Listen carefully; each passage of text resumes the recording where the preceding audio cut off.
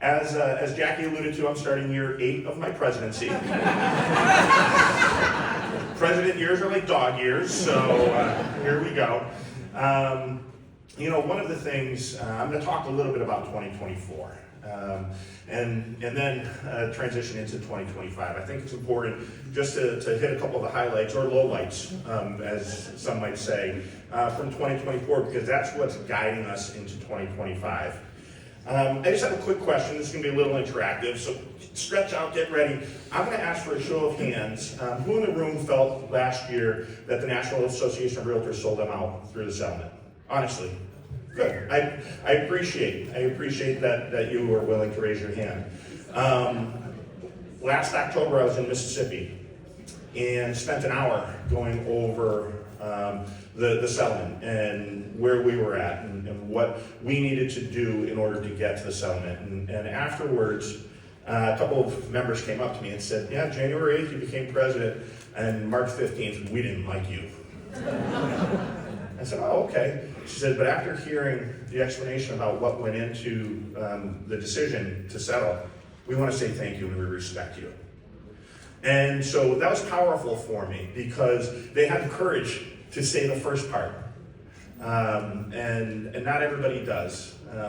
Here, listen, we're realtors. We negotiate on a daily basis. We negotiate for a living. I'll tell you that before the trial, in 2023, we had settlement talks. During the trial, we had settlement talks. After the trial, we had settlement talks, and we were able to hash something out. But here's the reality in the negotiations. Let's just say we were getting off a boat to a beachhead. The plaintiffs, with their $1.78 billion jury verdict, tripled that to $5.4 billion because it was antitrust. They were on a 100-foot cliff in a concrete bunker, and we got off the boat and we were in quicksand. That's the reality. What were the options? Fight, appeal. We actually believe we would have had success on appeal, but success on appeal would mean we'd be remanded back to the lower court for another jury trial, right? And that wouldn't have necessarily changed the outcome, eventual outcome. In order for us to file for appeal, we would have had to post a bond of up to $5.4 billion. The National Association of Realtors didn't have $1.78 billion, let alone $5.4 billion. So then how would we appeal? We would have to file bankruptcy. And who would bankruptcy have protected?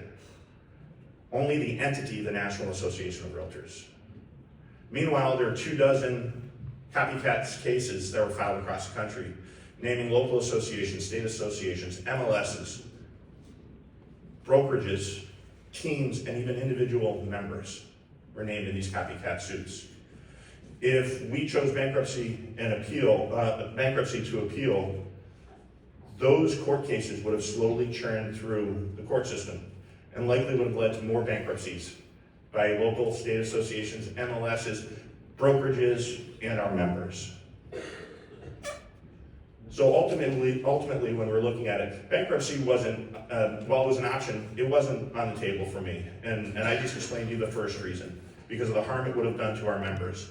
The second reason is a little more different, and it's how would we have been perceived in Washington, D.C., in Albany, in Boston, the town halls across the country where we go to advocate on a daily basis.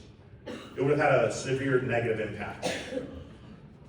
So for the people that I appreciate you raised your hand, that thought that we threw you all under the bus, what we were able to do through the settlement is protect 1.4 million realtor members from liability.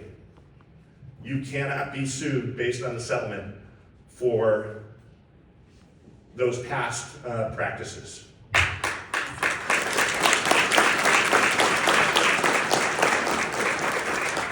So I think about football coach Steve Spurrier.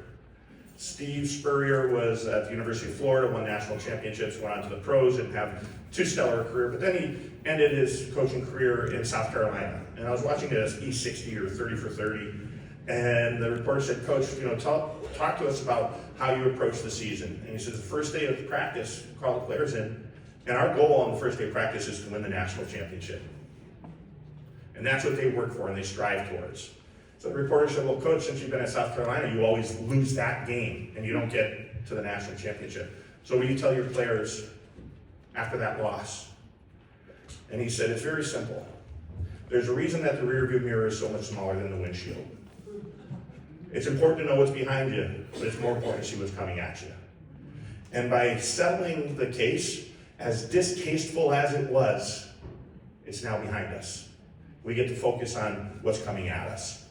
So, thank you for allowing me just to rehash a little bit of history. President Jackie talked about misinformation that was provided by the national media. In particular, one newspaper called the New York Times. And I don't know if it was a lack of journalistic integrity or just laziness on how wrong they got the story. And so because of the misinformation, last year we tasked our members to volunteer. Who amongst you know local media outlets? Probably the majority of you. For me, it is so important for our members to tell their story and have the local media report on it. Because the local media, the local folks, they know that realtors are the fabric of the community. Go to any PTO meeting, church picnic, Little League field, habitat build, there are realtors there volunteering. We provide tremendous value in the transaction, and we need our members and our customers and clients to help us tell that story. So if you have any interest in joining and being a media surrogate for the National Association of Realtors, please email surrogate@nar.realtor. Surrogates@nar.realtor. You'll be trained, you'll be given information, up-to-date statistics, so that you can help spread the good word. So 2024, January 8th last year I became NAR's third president in 4.5 months. It was a shitstorm. It was. But one of the things that what we decided as a leadership team, what we need to do is focus on and get back to the basics. And so we had a great partner, Joe, thank you for everything last year, and Duncan, of course. We had great partners at the state associations, local associations, to be able to help us get back to basics. Because when you're in a rut, when you're in a slump, how do you get out of those? Yeah, you have to get back to basics. And so what we empowered the staff to do was we got rid of themes and all of that stuff, and we just said, you need to do your job to make our members more successful. That'd be all right. And so last year was certainly a year of transition. Right after the practice changes went into effect, we announced that NAR had a permanent CEO. Interim CEO Nakia Wright became our permanent CEO. And I think that the collaboration with Nakia has allowed us to steady the ship, right? It's all about making sure we can calm things down. But last August at the Leadership Summit, and I know some of you were there, from the stage, she said, you know what, it's time for the National Association of Realtors to become ruthless. And it's in reaction to the misinformation and the way that the media has treated us. And so she is doing exactly that. She's treating the National Association of Realtors as a business. What do we need to do to be successful, but also to make our members successful? She's changing up staff. She's doing everything that she needs to do in order to right the ship and make sure we're pointing in the right direction. Last November in Boston, the board of directors approved our 2025 budget. In May of last year, we said we won't raise the dues in 2025, but we didn't pass the budget until November. The budget that we passed, it was the first balanced budget in over 10 years at the National Association of Realtors.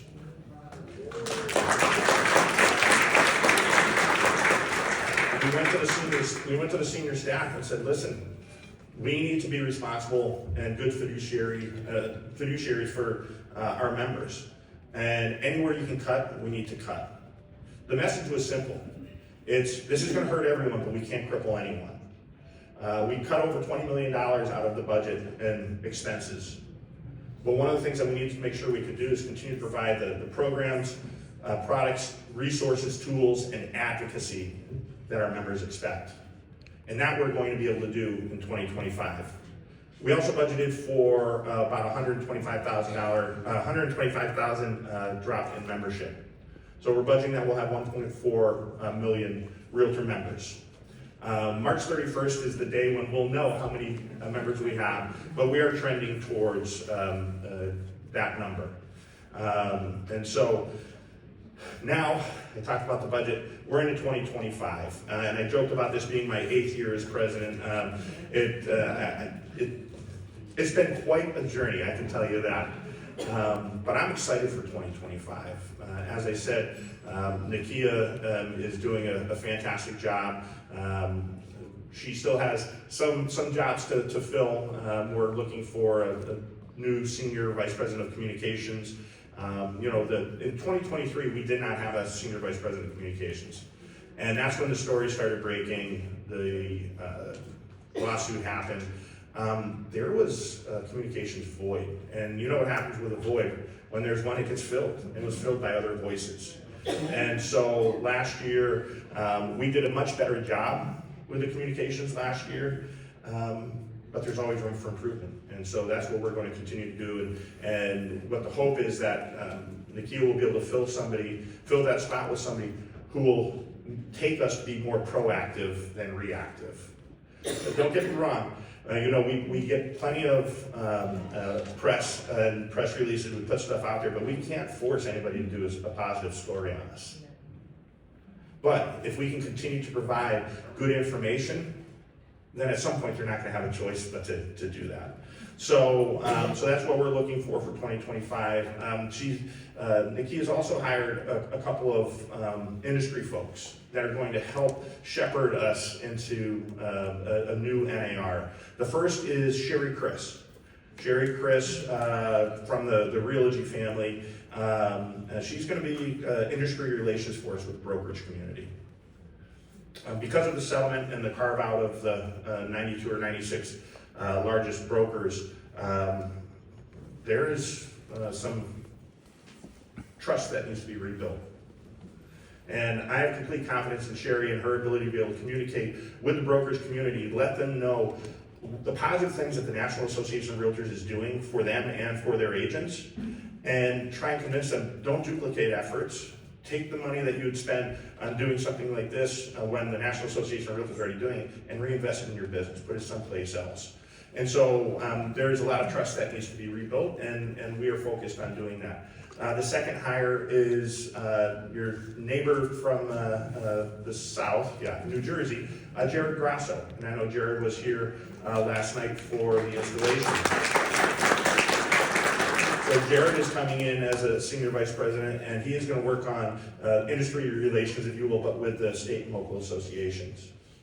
We just went through the dues billing season, and that's a time when I think we have the toughest on selling the value proposition to the members about why they are paying the dues and what they are getting for it. And so Jared is going to be there to work with state CEOs and local CEOs to do everything we can to get that message to the members. Now let's talk about Washington, D.C. 2025 is going to be a very busy year for us. We have the 2017 Tax Cut and Job Act that's expiring at the end of the year. And we've already heard the new administration talk about how they want to get that extended or made permanent. And what Shannon McGann and our lobbying team is going to do is make sure that all provisions that are beneficial for real property ownership, for real estate, not only stay in that, but maybe even get improved. And a couple of issues I can point to: state and local taxes, SALT. There's a marriage penalty. If you file single, you can get $10,000. If you file married jointly, you get $10,000. Right? So we want to try and fix that. Also, none of this stuff has been indexed. And what I can tell you is stuff costs a whole lot more today than it did in 2017. We're also going to be focusing on the capital gains exemption for primary residents.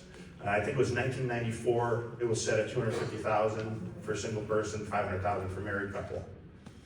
1994, those numbers mattered. They sure don't now. You know, and I think that's one of the reasons that some people who would like to sell are looking at it saying, wow, we'd have to pay a pretty big capital gains. You know, we'd have a tax bill. That would be pretty big if we sell. And so they're staying in the home, and that's hurting our inventory. So, but Shannon and her team, they'll be fighting for us, for our members, for our customers, our clients when it comes to tax revisions for our commercial practitioners, 1031 like-kind exchange, we'll continue to fight for. But the reality is, if we get to keep these or they get expanded, how's it going to be paid for? Right? So that's something that we're going to be paying a lot of attention to as well. I don't know. Duncan said I could take as much time as I wanted, but I just want to say thank you again, just for the opportunity to be here with you all, to look back a little bit in 2024, to thank you for the support that you showed, not only myself, but the rest of the leadership team. At the end of the day, the commitment that Jackie said about honoring the three-way agreement, our strength at the National Association of Realtors comes from you all, the grassroots. And we are so much stronger together. And so I appreciate your commitment to the three-way agreement. And that's all I've got for you. So thank you.